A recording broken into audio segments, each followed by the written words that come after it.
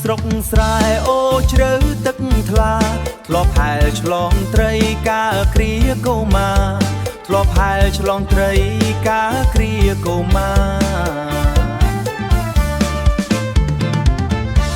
លុបពោត្រជាក់ជ្រងកាយពេលហត់វាស្រែបៃតងធ្លាប់រត់លេងបោះបាយបិណ្ឌវាស្រែបៃតងធ្លាប់លេងបោះបាយបិណ្ឌចាក់ចេញទៅហើយទាំងចិត្តអាល័យចាក់ចេញទៅហើយទាំងចិត្តអាល័យនំគូលែនស្គមស្កៃខ្ញុំលាហើយណាទៅរកត្រកធនក្នុងក្រុងសែនឆ្ងាយលាភូមិកំណើតលាទាំងដីថ្នា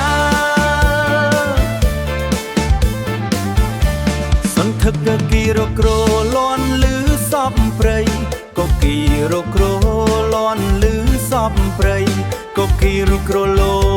ន់លឺសពព្រៃ